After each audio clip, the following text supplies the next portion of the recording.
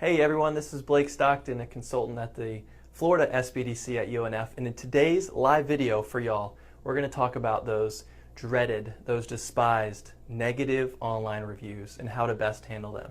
Last week, we talked about getting more online reviews, and whenever I talk about getting more online reviews and using them to improve your business, improve your rankings online, how people see your business online, the question always comes up, well, what about those negative reviews? So that's what we're going to address in this video today. So first thing I'll say about negative reviews is that you can actually use them as a positive. A study at the Harvard Business School a few years ago found that consumers actually trust businesses more when there's a mix of positive and negative reviews. And that if 95% of those consumers found that if there's only positive reviews, that they think that those are fake reviews and that there's something going on behind the scenes. Either the business is filtering those reviews or they're doing some kind of compensation behind the scenes. So 95% think that those reviews are fake if they're all positive.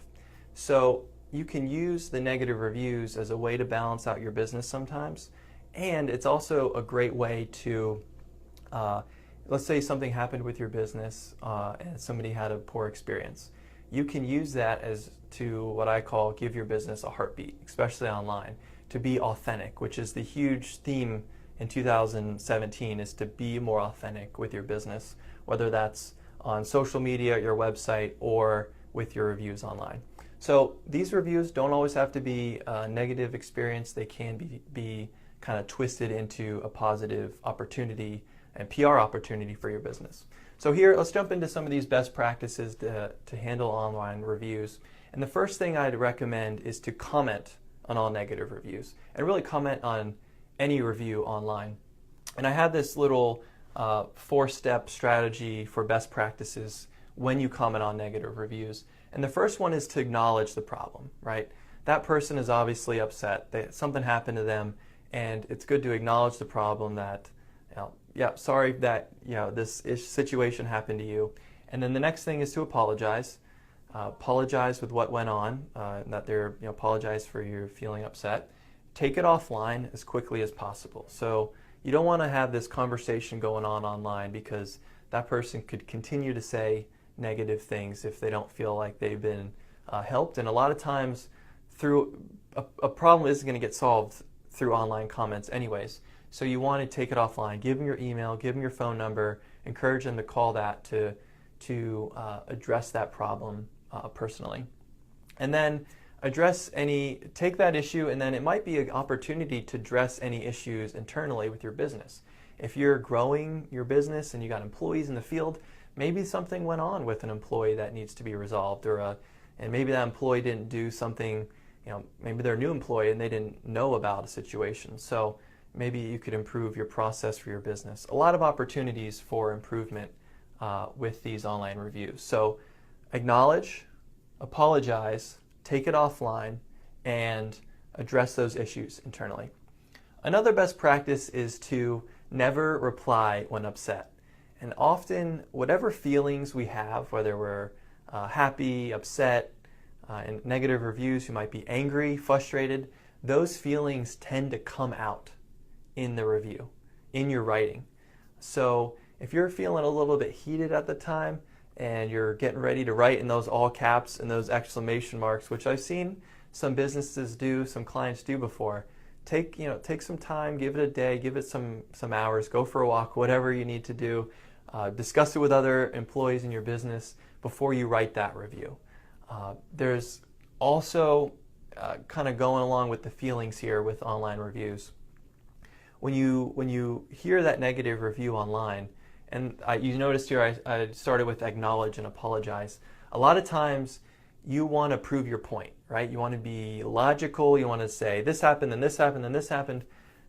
Usually it's not the online review space on Yelp, on Google, Being Local, Home Advisor, whatever the platform is. It's not the good place to get into that he said, she said type situation. So, and a lot of times people are reading these reviews, right? I like the quote that 25 years ago, when somebody was upset, they would tell their 5 friends. And 10 years ago, when they were upset, they were telling their 500 friends. Well, nowadays, with all these review platforms, when someone gets upset, thousands of people, maybe 5,000 people are reading their negative review. And they're not going to, these people who are reading these reviews aren't going to remember, oh, wow, you logically laid out this thing that made this person wrong. They're going to remember, especially a week after they read that review, how it made them feel.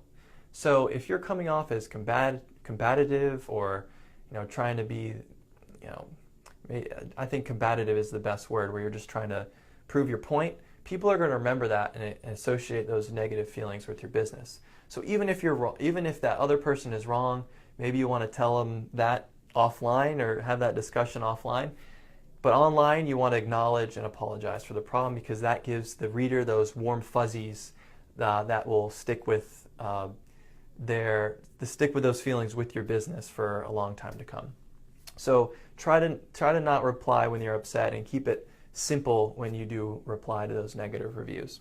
And the last thing to think about here is that if you resolve the problem, you took it offline, you talked to that person, and oftentimes they just want to have someone to vent to, and if they're venting to you as the owner and you resolve it and you're giving them a new product or refunded their bill or whatever it might be, you can ask for them to remove that review. A lot of these review platforms, the Yelp, the Yellow Pages, the Google Local and Google Maps, the same, Google My Business is what it's now called.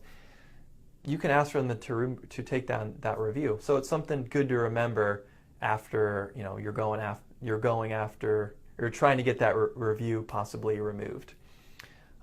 Another example here I'll wrap up is, last week I talked about getting more reviews online, and I went to go golf at Topgolf, and I noticed that they have all these TV screens right all around their business. As you're waiting to go golfing, as you're signing up, as you're walking to the bathroom, they have these TVs everywhere advertising things. And one of the screens they had was to review them on Yelp. So they're encouraging people all throughout their business to leave them reviews on Yelp. And I probably saw those TVs, I think, at least 10 times. As I walked in, golfed, and left. There's just everywhere. As I was going up the stairs, as I was, paying, they're everywhere. So a good takeaway for your business is to maybe put up, if you have a little TV screen, to create a graphic to put on that screen talking about Yelp or any other online platforms you want reviews, or to maybe do one of those, they have those digital picture frames where you can have a graphic on there. It's a great way to, I think it looks pretty sharp for your business, better than maybe a flyer or a sign. So it's a great way to start a conversation as well. The takeaway from Topgolf, though, is I went on their Yelp page to see how many reviews they had, and I think they had about 75, but they didn't have the best reviews. They had about 3.5 stars. And a lot of the stars, the key takeaway from that is that a lot of the stars had to do with internal issues with their business. It had to do with food issues. It had to do mainly with customers being told that their wait time was 30 minutes and it actually ended up being over an hour, hour and a half. Those are issues you want to know as a business owner. It definitely stinks to get those negative reviews and have them online, but you want to know that there's issues with communicating expectations within your business if that is going on. So it provides a great learning lesson to continually improve your business, especially if you just opened recently, and can teach your employees. Instead of you just saying things, you can point to the reviews on Yelp and use it as a catalyst for your employees to also improve. So use online reviews to continue improving your business, whether they're positive or negative. Thanks for watching this video. I'm actually going to check real quick to see if there's any comments on this video, and I'm not seeing any. So if you have any comments on this video, feel free, or questions, feel free to leave us a comment in the video, in the comments below of this video if you're watching it pre-recorded. If you want to make an appointment with me to discuss any online review strategy for your business, again, my name is Blake Stockton, and really you can schedule an appointment with any of our consultants to talk about any of our expertise at the SBDC at UNF. And our phone number is 904-620-24 2476. That's our front desk where you can schedule a no-cost consultation with us. Thanks for watching this video. Hope you got some value out of it, and you're thinking about getting more online reviews and addressing those negative reviews. I hope you have a fantastic day and go out and do great things. Thank you.